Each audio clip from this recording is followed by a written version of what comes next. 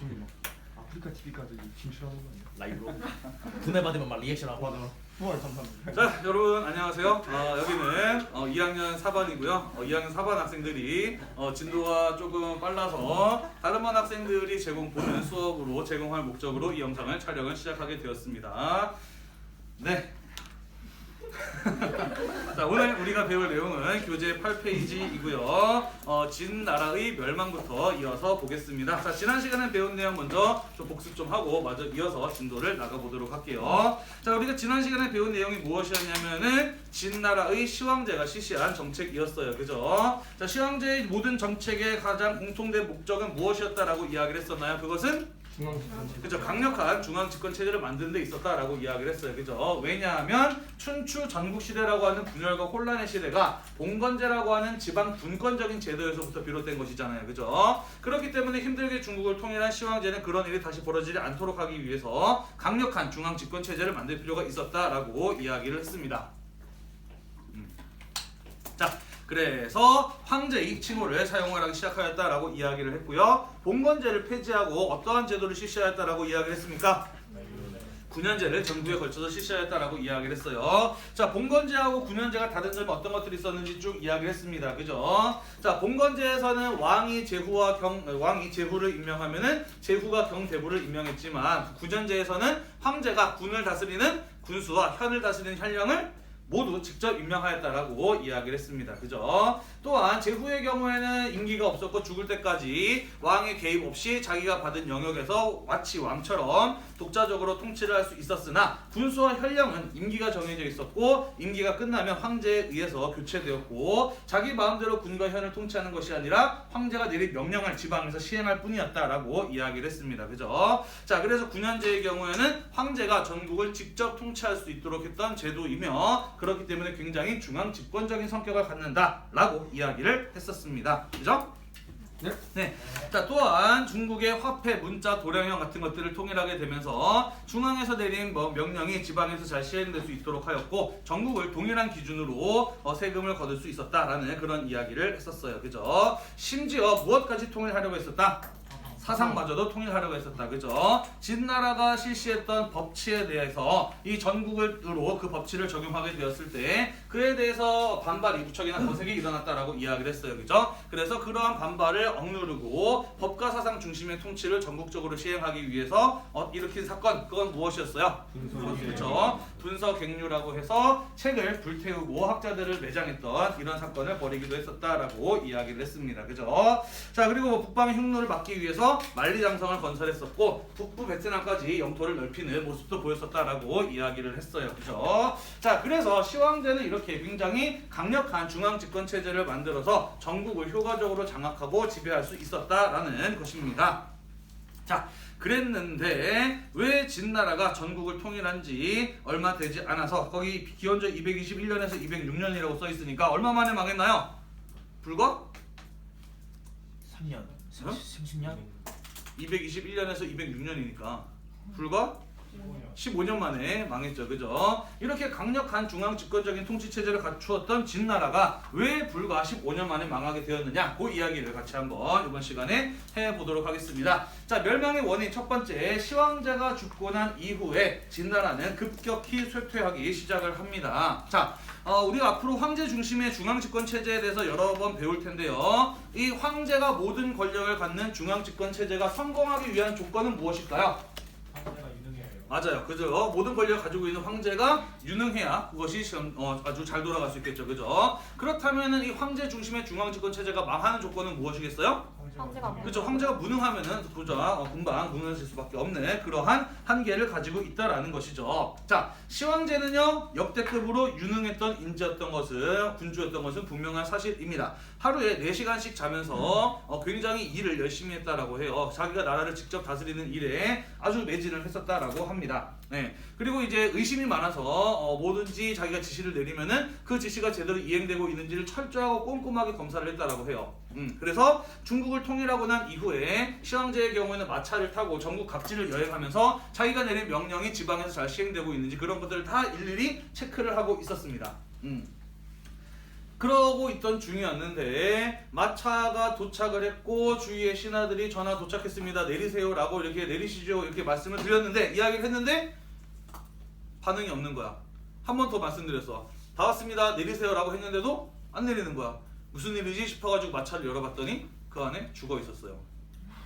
그러니까 시황제는 자기가 죽을 것을 예상을 하고 자신의 권력을 아들에게 물려주기 위한 그런 어떤 준비 작업을 미처 할 여유도 없이 갑작스럽게 죽어버리고 말았다라는 것입니다. 자, 이게 어떤 문제점을 가지고 오느냐? 이 시황제를 옆에서 이제 보필을 하던 돕던 환관들이요 시황제의 죽음을 숨깁니다. 죽지 않은 것처럼 꾸며서 다녀요. 그러면서 시황제가 내리는 명령을 조작을 해서 자신들의 이익을 챙기는 쪽으로 사용을 하기 시작을 합니다. 다시 말해서 우리 이런 표현 요즘에 많이 쓰죠. 국정농단 들어봤나요? 네. 그죠? 황제가 죽었지만 황제가 살아있는 척하면서 자기들의 입속을 채우기 위한 황제의 명령들을 거짓으로 꾸며내서 전달하는 그런 일들이 벌어지게 됩니다. 자, 가장 대표적인 사례가 무엇이냐면요, 이 시황제의 첫째 아들은 부소라는 아들이었고 시황제의 둘째 아들은 호해라는 아들이었거든요. 자, 부소는요 어렸을 때부터 굉장히 똑똑하고 아버지를 닮아서 군사적 재능도 대단히 뛰어난 아들이었다라고 합니다. 그래서 시황제가 죽었을 때 멀리 전쟁터에 나가 있는 중이었다라고 해요. 그에 비해서 호해의 경우에는 아주 멍청하고 바보 같아서 진작부터 얘는 황제 후보에서 제외되었던 애입니다. 자, 어떤 일이 벌어졌을까? 호해가 어때요? 그렇죠. 환관들이 생각하기에 계속해서 황제의 명령을 조작을 해서 자신들이 권력을 잡아나가기 위해서는 유능한 사람이 황제가 되는 것보다 멍청한 사람이 황제가 되는 게 훨씬 더 좋아요. 그죠? 그래서 부소에게는 반란을 일으키려고 했다라는 혐의를 뒤집어 씌워서 자살하게 만들고요. 결국에는 호해라고 하는 멍청한 황제를 만들어내게 됩니다. 그게 바로 이제 이세 황제라고 하는 사람인데요. 자, 이렇게 유능한 군주가 죽고 그 자리에 멍청한 황제가 앉게 되었어요. 그죠? 그러면서 어떤 일이 벌어지게 되었을까? 그 옆에 있는 환관들이 그죠? 자신들 마음대로 정치를 주무르기 시작을 했겠죠. 그죠? 자, 그러면서 시황제가 죽고 난 다음에 이런 어떤 정치적인 혼란이 굉장히 크게 일어나게 되었다라는 것입니다. 자, 이런 것들이 어떻게 보면 뭐 개인적인 혹은 이제 인간적인 원인에 의한 이 진나라의 멸망 원인이라고 한다면은요. 자, 구조적인 문제도 있었습니다. 어떠한 문제를 가지고 있었느냐? 자, 첫 번째 진나라 그리고 시황제의 경우에는 밑줄칩시다. 아주 큰 규모의 대규모의 토목 공사를 여러 번 했어요. 아주 수많은 사람들과 그리고 막대한 비용이 들어가는 공사를 많이 했었다라는 것이죠. 자, 대표적인 예가 바로 만리장성이라든지 아방궁이라든지 진시황의 무덤인 진시황릉 같은 것이 되겠습니다. 만리장성이야. 북방의 흉노를 막기 위한 어떤 목적이었고, 그죠? 그리고 지난 시간에 이야기했다시피 전국시대 때 만들어져 있었던 장성을 연결하는 수준이었으니까 뭐 이거는 그렇다 칠 수 있습니다. 그죠? 자, 하지만 시황제의 경우에는요, 자신의 황제로서의 권위를 높이기 위해서 역대급으로 크고 화려했다고 전해지는 큰 궁전을 지었으니 그게 바로 아방궁이라고 하는 것이었습니다. 누구 돈으로 지었을까요? 백성들이 낸 세금으로 지었겠죠. 그죠? 누가 와서 거기서 아방궁을 짓는데 일을 했을까요? 당연히 백성들이 동원됐을 겁니다. 그죠? 자, 뿐만 아니라 자신이 죽을 것을 예감한 시황제의 경우에는 무덤을 미리 만들도록 해요. 그게 바로 진시황의 무덤인 진시황릉이라고 하는 것이죠. 아방궁은 불타서 사라져서 지금은 어떤 모습이었는지 전혀 알 수가 없습니다만은 시황제의 무덤은 발굴이 됐죠. 그래서 우리가 직접 가서 볼 수도 있습니다. 선생님도 대학생 때 그 중국에 여행을 가서 시황제의 무덤을 본 적이 있어요. 그리고 전체 다는 아직 발굴이 안 되기 때문에 극히 일부만 개방이 되어서 관람객들에게 볼 수 있도록 해놨는데요. 거기서 선생님이 본 거는 병마용갱이라고 하는 거였어요. 혹시 들어봤나요? 그 사람들 맞아요. 시황제를 지키는 거지. 그 병사들을 흙으로 이렇게 만들어서 빚어가지고 쭉 길게 세워놓은 거 있죠, 그죠? 네. 병마용갱이라고 하는 것을 봤는데 깜짝 놀랐어요. 왜 깜짝 놀랐을까요? 크기가 사람이랑 일단 그 크기는 사람의 1대1 비율로 키가 똑같이 다 만들었고, 네, 키는 거의 비슷했는데 얼굴이 다 달랐어. 생김새가 다 달랐고요. 또 놀랐던 이유는 잘 만들어서 잘 만들기도 했고. 너무 많아서 맞아요. 너무 많았어요. 그 넓이가, 그러니까 시황제 전체 무덤 중에서 시황제를 지키기 위한 흙 인형 병사들을 세워놓은 공간만 해도 우리 학교 운동장 한 4배 정도 되는 크기였어요. 한 25,000 제곱미터 정도가 되는 크기였다라고 하더라고요. 들어가는 순간 정말 뜨악한 그런 어떤 느낌이 들어요. 확실히 중국 여행 다니다 보면은 역시 대륙의 스케일을 다루구나. 정말로 그 압도적인 크기와 규모로서 사람을 이렇게 놀라게 만드는 그런 어떤 힘을 느낄 수가 있었거든요. 자, 이런 거 전부 다 누구 돈을 만들었다?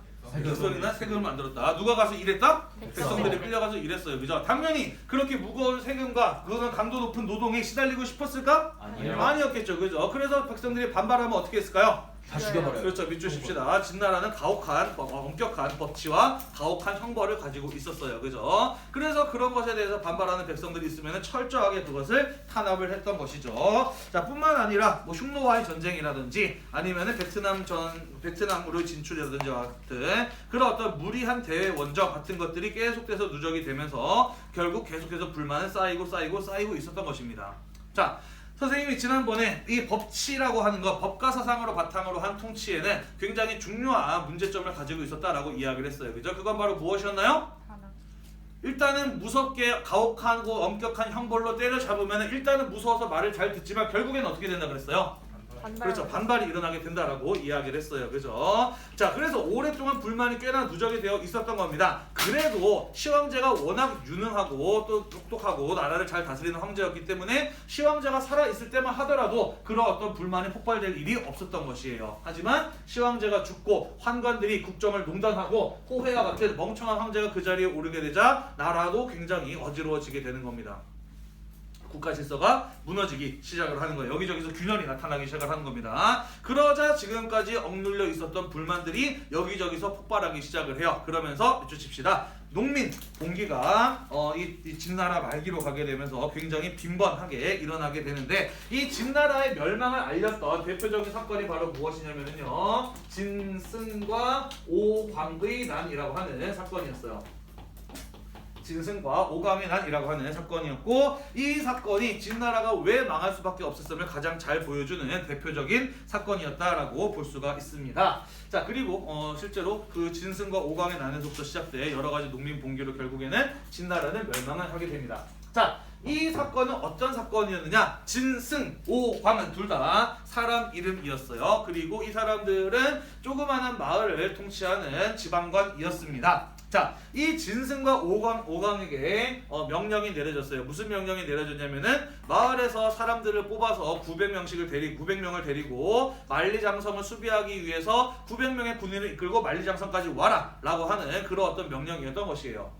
자, 그래서 이 사람들은 당연히 명령을 받았으니까 만리장성을 수비하기 위해서 마을 사람들을 뽑아서 900명을 이끌고 만리장성으로 향하기 시작을 합니다. 자, 그리고 이 사람들이 만리장성으로 가기 위해서는 강을 건너야 됐었는데 때마침 여름이라 장마가 계속해서 이어졌던 거예요. 그래서 강물이 불어나고 넘쳐가지고 도저히 이 강물을 건널 수가 없었던 거예요. 그래서 강물이 줄어들기를 기다렸음에도 불구하고 비는 계속 내렸고 강물이 줄어들 기미가 보이지를 않는 겁니다.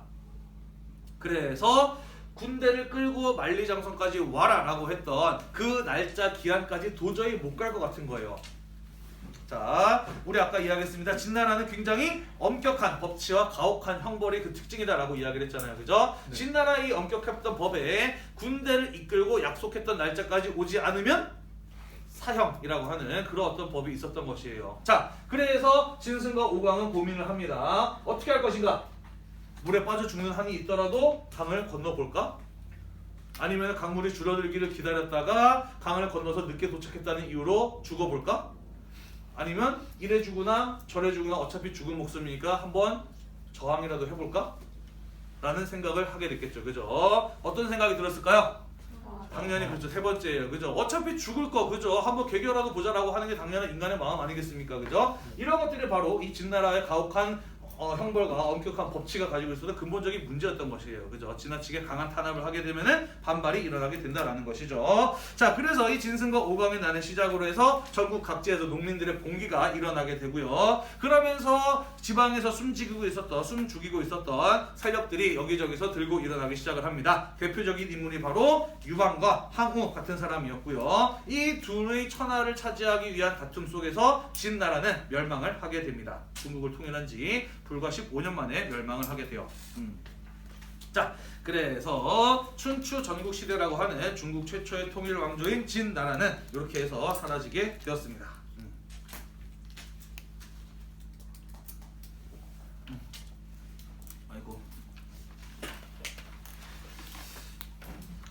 이상하게 카메라를 설치해 놓으니까 평소 수업보다 왠지 좀 더 긴장이 되는 이 느낌은 뭐지? 그냥 혼자 내가 카메라 보고 찍을 때하고 또 여러분들이 또 보고 있는데 카메라를 보고 찍는 거하고 또 느낌이 좀 사뭇 다르네요. 말도 좀 더 꼬이는 것 같고 왠지 영상을 못 쓰게 될 것 같은 생각이 드는데 일단 한번 끝까지 찍어 보겠습니다. 자, 진나라가 망하고 한나라가 세워지게 됩니다. 우리는 그 시기를 진한교체기라고 이야기를 해요. 시황제가 죽고 난 이후에 전국 각지에서 농민 봉기가 일어나고 있는 혼란한 사회 속에서 그동안 숨죽이고 있었던 지방의 힘 있는 세력들이 일어나기 시작을 합니다. 대표적인 인물이 바로 초나라를 세운 항우와 한나라를 세운 유방이라고 하는 사람이었죠. 자, 이 둘의 대결에서 누가 승리를 거두게 되나요? 유방이 승리를 거두게 되죠. 그러면서 밑줄 칩시다. 한나라가 이후에 진나라가 망하고 난 지 이후에 기원전 202년 다시 한번 통일 왕조로 등장을 하게 되었다라는 것입니다. 자, 몰라도 되지만 그래도 우리는 늘 이렇게 역사 뒤에 있는 이야기를 들어가면서 어떤 일들이 있었는지 같이 이제 공부를 하는 그런 어떤 유익한 동아시아사 시간이잖아요. 그죠? 자, 이 두 명의 인물의 대결에 대해서 간단하게 좀 이야기를 하고 넘어가 보도록 할게요. 자, 일단은 항우, 나중에 초나라를 세운 사람의 이야기를 먼저 해보도록 하겠습니다. 자, 이 사람의 경우에는요, 옛날에 잘 나갔던, 그러니까 시황제에 의해서 중국이 통일되기 전에 잘 나갔던 귀족 집안의 사람이었어요. 자, 이 항우에게 붙어있는 많은 여러 가지 별명들이 있습니다. 뭐 일기당천이라든지 만인지적이라든지 뭐 이런 표현들인데요. 전부 다 무슨 뜻이냐면은 싸움을 무지무지 잘했다라는 그런 뜻이에요. 이 사람은 뭐 혼자서 싸워가지고 1000명이랑 싸워서 이겼다라는 뭐 이런 얘기가 전해질 정도로 전쟁의 신과 같은 그런 어떤 굉장히 뛰어난 능력을 가지고 있는 사람이었어요. 싸워서 한 번도 져본 적이 없습니다. 딱 한 번 져봤어요. 죽기 직전에 딱 한 번 져본 사람이 바로 이 항우라고 하는 인물이었다라는 것이죠. 자, 이 항우의 경우에는 그런 어떤 군사적인 재능은 굉장히 뛰어났습니다만은 반대로 정치적인 센스는 굉장히 떨어졌던 사람이에요. 정치적으로 봤을 때는 거의 뇌가 없으시다 싶을 정도로 그런 어떤 능력이 대단히 떨어지는 그런 사람이었어. 정치는요, 여러분, 공감이고 다른 사람들과 함께하는 거잖아요. 그죠? 사실 이 항우의 경우에는 자기가 싸울 때마다 이겼기 때문에 다른 사람이랑 어떻게 할까 논의한다든지 다른 사람의 마음을 헤아린다든지 이럴 필요가 없었던 사람인 거예요. 늘 자기가 하는 방식이 옳았고 자기가 싸워서 늘 이겨왔기 때문에 그러한 센스는 대단히 떨어지는 사람이었습니다. 자, 그래서 이렇게 힘있고 싸움 잘하는 사람의 특징은 뭐냐면요, 다른 사람의 충고 들을까요, 안 들을까요? 안 들어요. 안 들어요. 그죠? 그리고 자기가 이해하지 못하는 건 또 늘 의심을 합니다. 그죠? 의심이 굉장히 또 많은 사람이었어요. 그러다 보니까 주위에 이 사람을 진심으로 돕고 싶어하는 친구 이런 사람들이 있을까요? 없을까요? 없어요. 그렇죠. 그런 사람을 다 떨어져 나갔어요. 그죠? 자, 그래서 이 사람의 경우는 굉장히 잔인한 폭군 스타일, 잔인한 폭군 스타일의 인물이었다라고 볼 수가 있습니다. 자, 그와는 반대로 정반대의 성격을 가지고 있었던 인물이 바로 이 유방이라고 하는 사람이에요. 자, 이 사람 같은 경우에는 정말 아무것도 없는 농민 출신이고요. 농민 출신이라고 하는 것도 사실은 좋게 얘기해 준 거예요. 농촌에서 친구들이랑 몰려다니면서 행패 부리는 동네 건달이었어요. 네, 원래는. 자, 그렇지만 이 사람은 굉장히 인기가 많았습니다. 그리고 이 사람의 경우에는 친구도 굉장히 많았어요. 왜 그랬냐면 이 사람이 굉장히 특별한 재주를 가지고 있었다고 합니다. 그건 바로 무엇이냐면요, 다른 사람의 마음을 그렇죠. 읽고 이해하고 그 사람이 원하는 것이 무엇인지를 캐치해내는 능력이 굉장히 뛰어났다라고 이야기를 해요. 예를 들자면 이 유방의 경우에는 반란을 일으켜서 자기가 정복한 지역에서 선언한 게 있어요. 그게 바로 뭐냐면요, 법 3장이라는 거예요. 진나라의 땅이었던 곳을 자신이 정복을 하면서 선언한 게 법 3장이라고 하는 거였습니다. 법 3장이란 무엇이냐? 지금부터 이 땅의 법은 딱 몇 개밖에 없다. 3개밖에 없다. 살인하지 마라. 다른 사람을 해치지 마라. 훔치지 마라. 이거 말고 이 세상의 모든 법을 없애버리겠습니다. 라고 이렇게 선언한 거예요. 진나라의 가혹하고 엄격했던 법치를 받았던 지역의 백성들의 반응이 어땠을까요? 매우 뜨겁겠죠. 그죠? 야, 이렇게 훌륭한 사람이 나타났다라고 하면서 사람들의 마음은 이 유방 쪽으로 점점 더 모여들게 되는 것이죠. 이렇게 다른 사람의 마음을 이해하고 잡을 줄 아는 그런 능력이 대단히 뛰어난 사람이었어요. 그러다 보니까 본인 스스로의 능력은 사실 별로 보잘것없는 사람이에요. 항우와 비교해 봤을 때 정말 재능이 떨어지는 사람이지만 이 유방 주변에는 뛰어난 군사적인 재능 또 지략을 가진 이런 친구들이 모여들게 되면서 어느덧 항우와 맞설 수 있을 만큼 강력한 세력으로 성장한 사람이 바로 이 유방이라고 하는 사람입니다. 자, 이렇게 얘기하면 굉장히 착한 사람처럼 보일 수 있겠지만은 사실은 그렇지 않아요. 이 사람의 경우에는요, 정치적인 면에 있어서는 굉장히 냉혹한 어떤 스타일이에요. 냉혹한 정치가 스타일입니다. 예를 들자면은요, 항우하고 유방이 싸우는데 유방이 성 안에 들어가서 싸우러 안 나오니까 항우는 어떻게든 얘를 성 밖으로 끄집어내야겠다 라고 생각을 해서 어떻게 하느냐, 유방의 아버지를 잡아가지고 와요. 그 다음에 성문 앞에서 유방의 아버지 앞에다가 커다란 솥에다가 물을 팔팔 끓입니다. 그러면서 유방에 대고 소리치죠. 너 당장 튀어나오지 않으면, 나랑 싸우지 않으면 니네 아버지 여기다 삶아 죽이겠다 라고 이렇게 협박을 합니다. 그러자 유방이 나와서 성문 위에서 한마디 해요. 잠 쌀게 해주면 나한테 국물 한 그릇만 줘 라고 이렇게 이야기를 해요. 그 아버지는 물론 나중에 풀어줍니다만은 아버지의 그 목숨이 위태로운 상황에서 눈 하나 까딱하지 않았던 사람이 바로 이 유방이라고 하는 사람이고요. 나중에 항우하고 싸워서 천하를, 중국을 통일하게 되었을 때 자기를 도와주었던 그 유능한 친구들 어떻게 하느냐? 죽여요. 하나둘씩 죽여요. 왜냐? 쟤는 나보다 능력이 뛰어나거든. 항우랑 싸워서 이길 때는 필요했지만 이제는 필요 없어졌거든. 걔네만 놔뒀다가 걔네가 반란을 일으키면 내가 감당이 안 되거든. 그러니까 자기를 목숨 걸고 도와줬던 친구들 전부 다 하나씩 제거해버리는 굉장히 냉혹한 정치가 스타일이 바로 이 유방이라고 하는 사람이었던 겁니다. 자, 아무튼 이 둘의 싸움 속에서 결국에는 진나라가 멸망을 하게 됩니다. 자, 그리고 먼저 중국의 핵심 지역이 차지했던 이 항우의 경우에는요, 진나라를 멸망시키고 난 이후에 무엇을 하느냐? 봉건제를 진나라를 멸망시키고 난 이후에 이 항우의 경우에는 봉건제를 다시 실시합니다. 나름 자기는 머리를 굴렸다고 볼 수 있어요. 사람들이 시황제가 9년제를 전국적으로 실시했는데 그에 대한 반발이 일어나면서 진나라가 망했으니까 다시 옛날 봉건제로 돌아가자라고 이렇게 생각을 했던 것 같아요. 자, 하지만 이 봉건제의 경우에는 이미 실패한 제도라고 하는 게 드러났어. 왜? 봉건제를 실시하게 되면 어떤 문제가 있었나요? 사냥관계가. 그렇죠. 봉건제를 실시하면 지방이 분권적인 제도이다 보니까 지방 세력들이 어떻게 성장하게 되고요. 그죠? 그리고 그 지방 세력들이 성장을 해서 반란을 일으키는, 저항을 하는 이런 일들이 벌어지게 되죠. 그죠? 네. 자, 그래서 이 항우의 경우에는 진나라를 멸망시키고 봉건제를 실시합니다만은 나라가 안정되기는커녕 여기저기서 계속해서 지방 세력의 저항들이 일어나게 됩니다. 그래서 항우는 왕이 되고 난 이후에도 가만히 있지 못하고 늘 군대를 끌고 다니면서 지방 세력들을 때려잡느라고 아주 바쁜 시간을 보내게 되었었다라는 것이죠.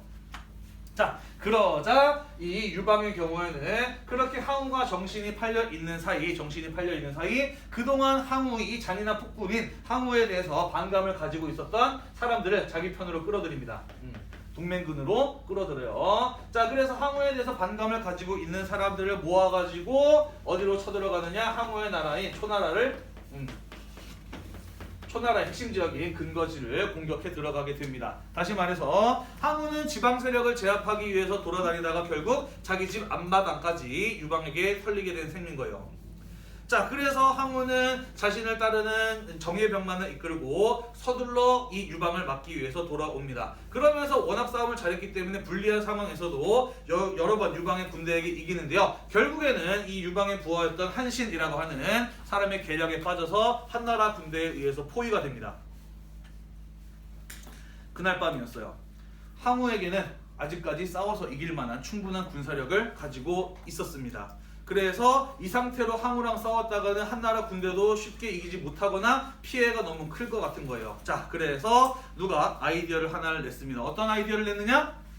포위되어 있는 초나라를 향해서 한나라의 군대들에게 초나라의 노래를 가르쳐 줍니다. 그리고 밤에 그 초나라 군대를 향해서 목청껏 초나라의 노래를 부르게 하죠.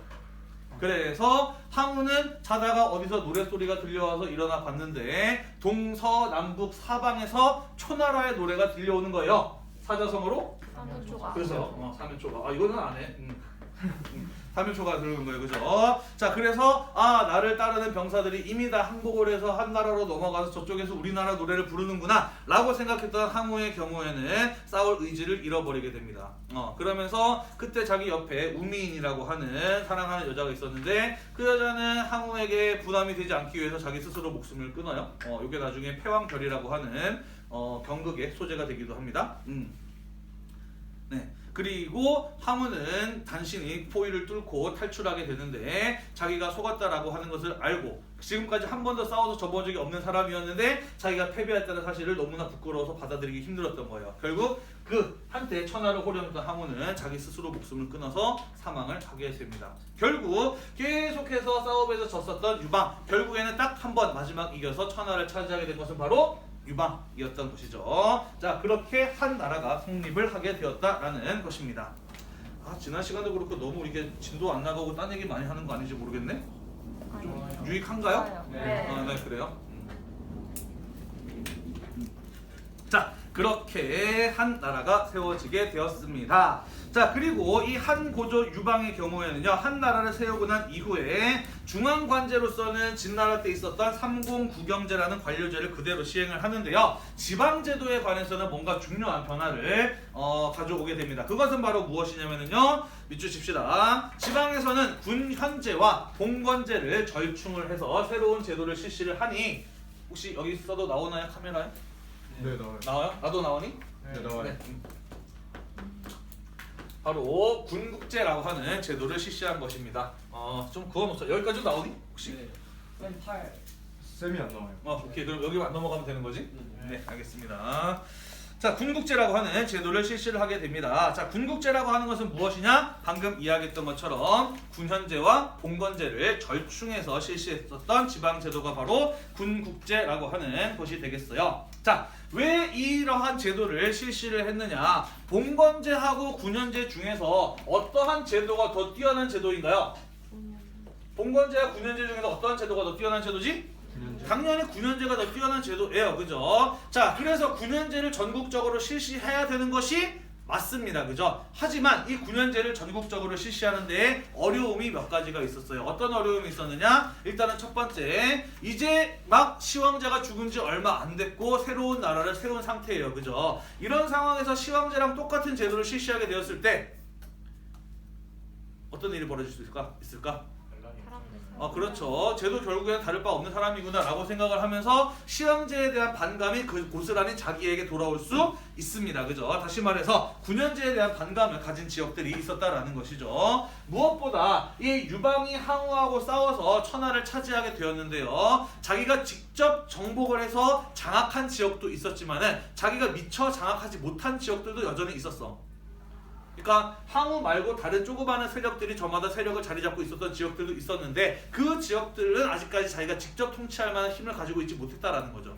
이해되시나요? 자, 그랬기 때문에 군국제라고 하는 제도를 시행을 했던 것입니다. 자, 군국제라고 하는 제도는 어떠한 것이었느냐? 첫 번째, 하트가 왜 없지? 자, 군국제라고 하는 제도는 어떠한 제도였느냐? 수도와 그 주변 중앙 지역이죠. 그죠? 중앙하고 그리고 자신이 힘이 닿는 그 주변 지역에 대해서는 무엇을 실시하는 것이냐? 군현제를 실시하는 겁니다. 군현제를 실시를 하는 것이에요. 그래서 각 군과 현에다가 군수와 혈량을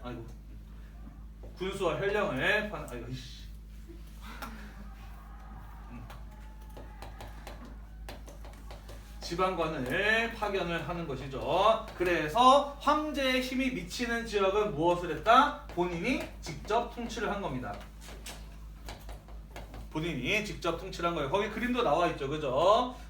황제의 힘이 닿는 지역에서는 그 지역을 각각 여러 개의 군으로 나누어서 황제가 직접 거기에 군수와 혈령을 파견해서 자신이 직접 지배했다라는 것입니다. 자, 그런데 아직까지 어떤 지역이 있었다라고 이야기를 했느냐? 아직까지 시황제에 대해서 강한 반감을 가지고 있는 지역들, 혹은 황제의 힘에 미치지 못하는 먼 지역이라든지, 또는 아직까지 유방이 직접 장악하지 못한 미장악 지역, 이런 것들이 여전히 있었다라는 것이죠. 그죠? 그리고 이 지역에서는 과거서부터 강한 세력을 가지고 있었던 지방 세력들이 여전히 자리 잡고 있었다라는 것입니다. 자, 그렇기 때문에 황제의 힘이 직접 미치지 못하는 이 지역들의 경우에는 각각의 뭘로 나눴을까요?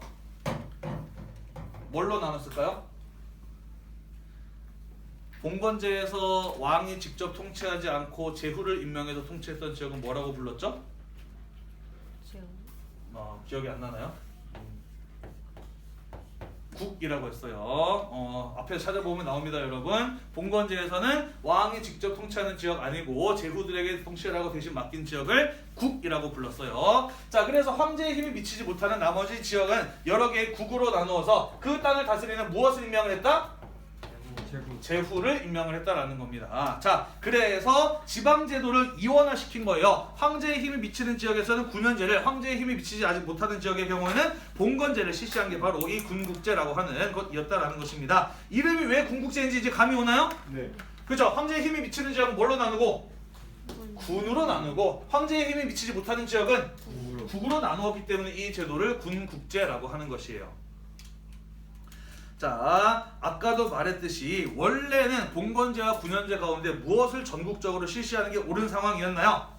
군현제를 실시하는 게 옳은 상황이었어요. 그죠? 하지만 아직까지는 그것을 실시할 만한 어떤 여건이 갖추어지지 못한 상태였기 때문에 이 군국제라고 하는 것은 과도기적인 형태로 나타났던 지방제도였다라고 볼 수가 있는 것입니다. 이해되시나요? 네. 네, 그러니까 이제 나라가 점차 안정이 되고 황제의 권력을 강화시켜 나가면서 무엇이 실시되는 지역을 확대시켜 나가고 무엇이 실시되는 지역을 축소시켜 나갔을까요? 군현제를 그렇죠. 군현제 실시되는 지역을 확대시켜 나가고 봉건제가 실시되는 지역을 줄여 나가게 되겠죠. 그죠? 그 얘기가 그 다음 줄에 나와 있어요. 그러나 전국이 안정되고 난 이후에 몇 줄 칩시다. 제후 세력을 점차 억압하면서 군현제가 실시되는 지역을 확대시켜 나갔다라는 것이에요. 이후에 봉건제가 실시되는 지역을 점차 축소시켜 나가면서 이후에 군현제가 실시되는 지역을 점차 넓혀 나갔다라는 것입니다.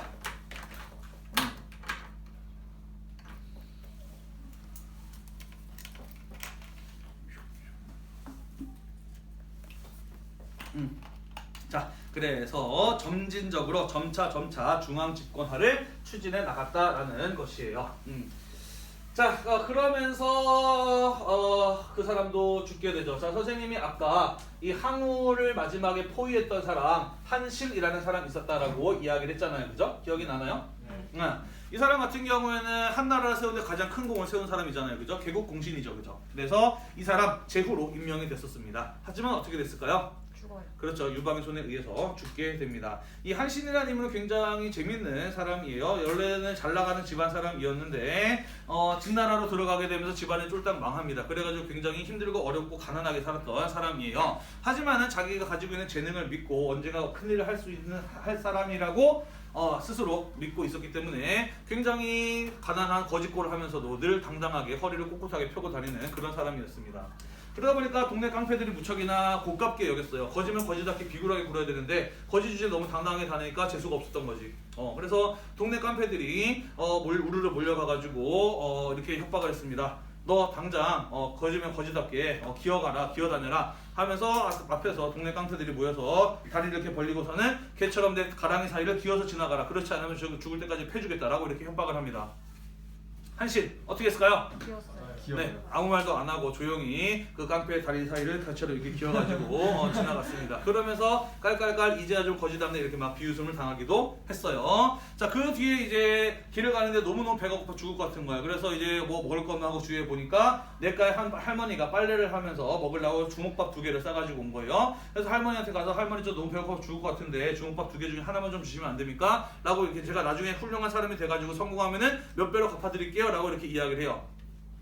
할머니가 거지 새끼가 주먹밥 하나 얻어먹으려고 별뻥을 다치는 이거 먹고 떨어져 라고 하면서 주먹밥 하나를 던져줍니다. 그리고 그거를 먹고 얌얌얌 먹고서는 이 은혜 언젠가 꼭 갚겠습니다 라고 이렇게 이야기를 하고 또 막 길을 떠나게 돼요.